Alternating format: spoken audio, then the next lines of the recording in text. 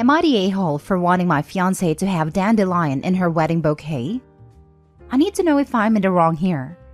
I, 29 male, am getting married to my fiancé, 31 female. As a kid, it was always a running joke between my mom and I that if she got married, she would have dandelions at the wedding. They would be in her bouquet, the decorations everywhere. Sadly, my mom won't be at my wedding. She's declining fast and probably won't make it another month. So, I want dandelions to be at the wedding to symbolize her. I went to my fiancé with this as she is doing most of the planning, and told her that I want some dandelions in her bouquet and on table decorations. She made a face and told me those flowers won't hold up for it. I told her we could get fake ones off Amazon or somewhere. She told me she will not have weeds in all of the wedding photos. I was shocked and we started arguing, but got nowhere. I left to cool off and her maid of honor called me and told me I was a jerk, that the weed has no place at the wedding. And how dare I ask her to walk down with something my mom wanted to do at her wedding? Am I the a-hole? Now for the top comments before the mini update. So your fiancé refuses to have even one dandelion as a tribute to your dying mother? She sounds cold AF. Not the a-hole. If this were me, I would be getting married tomorrow in the hospital room or wherever my significant other's mother was while she's still here, surrounded by as many dandelions as possible. Having another ceremony/reception etc. later with everyone else is always an option. Not the a-hole, but do reconsider this relationship OP. Massive red flag. Not the a-hole. Get one and place it in your boutonniere. That way, you are honoring your mom, and it will be in all the pictures. Go on Google Pictures or Pinterest to show how it can be done tastefully. This is great. Also, if your bride-to-be won't bend an inch to honor your mom while she's dying, then she's an a-hole. It's not that big of a deal to put a less glamorous flowers into the decor. I bet most professional decorators/florists would take up the challenge to make it look good. Not the a-hole. It strikes me that the bride was all no, and not even let's find a solution. There are plenty of options if she doesn't want a live dandelion in her bouquet, like maybe a little pin or keychain if one attached to whatever is keeping the bouquet together. Not the a-hole. Weed is a subjective term and this means a lot to you. She can't make one compromise for something that's really important to you because her aesthetic matters more? That does not bode well for your marriage. You sure this lady is the one? Also, whenever you do get married, you should also put a dandelion pinned to your lapel or something so you can represent your mom too. Edit/update. I went back to talk to her with all of the suggestions. I really like the dandelion on a plate for my mom or the dandelion lights. We were going to have a light wall, and it would be easy to switch out since we give the person the lights we want. Anyways, I asked if she knew maid of honor called me and she was surprised by that. I also asked if this is my wedding too, or should I just be happy not to have a say? She was quiet at that. I then asked why we can't compromise somewhere for the dandelions. Why they can't be anywhere. Well, she doesn't like my mother. I have been spending a lot of time with her recently and she feels neglected. She doesn't want to be reminded about my mother on what is supposed to be the happiest day of her life. I don't know where to go from here. Next story. Am I the a-hole for wanting to pay down my house instead of spending on a vacation for my boyfriend and I when I got a major pay bump? I just job hopped and landed a job at a frankly ridiculous salary. I went from making $120K from doing software engineering to $310K in a senior systems engineering role, plus a sign-on bonus and stock options. It's a startup company that's high risk, high reward. So it's a gamble if the company will still exist in a few years, but for now it's great. I decided I didn't want to change my lifestyle at all, since the money is probably temporary. So I kept on spending like usual and just put all the extra money into maxing out my retirement savings and paying down my house. I've also been in a relationship with my boyfriend Jason for about a year and a half. He makes about 90K, so he's doing really well himself. We're both in a low cost of living rural area, and he's still making a lot more than average here. But after I got a new job, he started being really critical of how I spend, or don't spend. Like I wanted to build a sunroom gazebo for my house. So I went to the construction material recycling and reuse center to buy some lumber and some vintage windows to make it. Woodworking and DIY is genuinely a hobby of mine, but my boyfriend made fun of me for still going to the junkyard to build the gazebo even when I could afford to hire a contractor. But the bigger fight has been about a vacation. We'd planned to do a road trip in the summer, camping most of the way, and staying in hotels a night or two a week to shower and stay near cities we visit. But after I got the new job, he wants to stay in hotels every night. I was kind of stressed about that because I don't want to start spending like I always have this kind of cash flow and have that lifestyle creep, since I know it might not last, and I don't want to feel disappointed or struggle when I have to scale back my spending. So it was really important to me to just put away whatever extra money that's temporarily coming through for the future. But my boyfriend told me I was being ridiculous, wanting to sleep on a grounded hour vacation when I was making so much. I said I love camping. I was looking forward to all the camping and hiking and climbing we'd planned. And he just kinda snapped at me saying that I seem to love everything that's cheap or free, and it's kinda entitled honestly. I said if anyone's acting entitled, it's honestly him, when he just wanted me to pay for something he didn't even ask if I wanted, didn't even offer to split the cost or anything. It's like he just saw me making more and decided he wanted to spend it. We had this big fight where he said I was all me, only caring about my house and my retirement, and how I'd spend thousands a month paying my mortgage faster than I need to, but wouldn't even do the minimum to make our vacation nice. Am I the a-hole for wanting to use the money coming in from a new job to save for the future?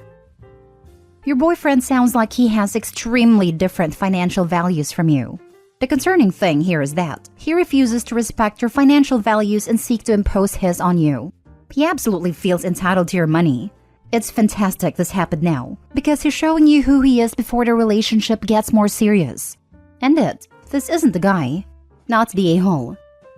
OP, you don't have to pay for any fancy vacation if you don't want to, but this is more than that. It's about incompatibility with a change of circumstances and entitlement on his part. If you lose your high-paying job tomorrow, will he make good of all the money he made you spend on a vacation the way he wanted? I think the answer is no. So decide about the bigger thing now, aka finance, since money issues are going to crop up frequently from now on with this attitude. Do you want to fight to keep your money and spend it sensibly, or indulge in a tug-of-war with a man who clearly doesn't respect your boundaries? The fact that he's seeing paying off a mortgage and saving for retirement as entitled is a big red flag. Either he doesn't see this relationship lasting long-term, because otherwise, solid investments like real estate and retirement savings would eventually benefit them both. Or he doesn't think that planning for the future is valid. Yeah, to be honest, it sounds more like he's saying, you're getting all this money and you're not spending it on me. You're selfish. Kinda entitled. Not the a-hole. It's your job, your money, and pretty rude for your boyfriend to decide how you should spend it. If he wants to be a big spender, he should find a job where he makes more. You aren't all me, because you are literally looking forward to a trip where you'd be spending a lot of close time with him. For you, it's about the simple things. For him, it's about money. Your money. Exactly. Plus, I think OP is being really smart with her money here. With the way things are in this current economy, I think being careful about where you spend your money is a necessity. Paying off the debt as soon as you can is what everyone should try to do, so not the a-hole. And if OP wants a future with her boyfriend, then she should have an open and serious discussion about financial priorities, so that both of you are on the same page about your spending habits and expectations towards each other. Next story. Am I the a-hole for calling my girlfriend disgusting and telling her she should be ashamed when she was crying? I'm a 40-year-old man and my girlfriend of a year is 38. She has a daughter from a previous partner who is 14 and a freshman in high school. I went over there yesterday to find my girlfriend crying. I tried to figure out what was going on and where I can help when she told me she was crying about her daughter and how she is doing in school. I love her daughter. She's the sweetest girl ever. And I wish my daughters were as well behaved as her. If I have to describe her daughter, she has a nice friend group, does not have troubles with bullies, and generally seems very happy. I bet you're wondering why her mother would be crying if this was the case. My girlfriend was crying because her daughter is not the popular athlete, cheerleader, homecoming queen that she was in school. Her daughter marches to the beat of her own drum, which I think is the best anyone can hope for. Yes, she's a little bit dorky, but her own mother referred to her as a loser during this crying fit. She is very into anime. Her and some friends actually started an anime club at their school, Pokemon and video games. Most of her wardrobe is black t-shirts with anime or video game characters on them. Again, she's a happy kid. She's got her social circle who all have similar interests. It's just not the circle her mom wishes she was in. Here are some quotes from her during this that turned me red. I never would have imagined my daughter would be a dweeb. She needs to grow out of this before college. And my personal favorite, I wouldn't have been caught dead with kids that look like that. I called her disgusting and told her she should be ashamed of herself. I said her daughter is happy, and how would she feel to hear her mom crying about her perceived popularity? I told her how lucky she has it, that her daughter doesn't deal with a lot of the issues kids these days have. This ends with her being upset with me because instead of consoling her when she was crying, I called her names. I don't think the crying means anything. She was saying horrible things. Now for the comments. Not the a-hole. Not gonna lie, I had my mind made up when I read a title, but her words are absolutely disgusting. Having a happy, healthy child is what her focus should be, not her popularity. Don't ignore her words though. She's just shown her true colors. I agree that the OP is not the a-hole here. Initially, I thought he would be the a-hole, but after reading the post, he actually wasn't at all. As long as the daughter is safe and healthy and happy, the mom has no cause for complaint, and she is in fact the one who's acting like the a-hole in these circumstances. Not the a-hole, OP. Calling your girlfriend disgusting is not only not going too far. In my opinion, it doesn't go far enough to describe her hateful attitude towards her daughter. Cheers to you, OP, the boyfriend, for accepting, supporting, and loving this child more than her actual mother. Make sure the daughter knows this, because I feel like it's only a matter of time before her own mother starts bullying her and trying to force her to be an exact copy of what she was in high school, if she hasn't already done so. I mean, for crying out loud, this woman seems more focused on treating her daughter like she's a trophy child than as her daughter, and that's just deplorable. I don't think her mom would go that far to start making things difficult for her daughter, but it is clearly eating her up inside. She's very conscious about what she thinks other people think of her. Info, have you just been ignoring a bunch of red flags for a year? There's no way you haven't previously noticed that your girlfriend is superficial and immature, to the point where she would crap talk about her own daughter. Do us all a favor and wait for this post to get more responses and then show it to your girlfriend. I have. I guess it's not frequent enough for me to believe there's a pattern. I've always treated them as one-off instances. Maybe I am wrong. Last story. Am I the a-hole for not letting my brother's girlfriend sit with us at my wedding? So I just got married and I've been planning this wedding for almost 2 years, and I wanted it to be perfect. My brother was best man, my sisters were bridesmaids, and my brother had been with his girlfriend for a while. She still hasn't warmed up to me, and frankly, it seems like she doesn't like me, but I invited her as a guest anyway. After the ceremony, I specifically wanted the bridesmaids, maid of honor, best man, and groomsmen to be seated with my husband and I, at least until the photographers were done catching candid shots. My brother went to pull up a chair for his girlfriend and I asked him not to. We needed to keep the colors matching and numbers, even for the photos. His girlfriend looked offended, so I told her it'd only take a few minutes and then she could join us. But right now, she just needed to stay out of the shots. My brother talked to her a little before she walked to the back tables, which she didn't have to do. She could have sat closer. My brother looked irritated, which made me slightly irritated because I didn't want him looking unhappy in the pictures, so I said he could at least pretend to look happy. I don't know why that sent him, but it did. He went off about her being shy and already feeling unwelcome in the family, and I'm not making it easy for her.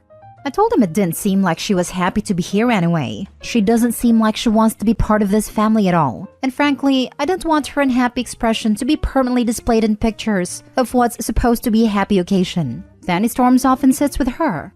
I was pissed. This was supposed to be my day. It wasn't about her. Made us sitting at the table and even in the pictures anyway, but they still turned out okay.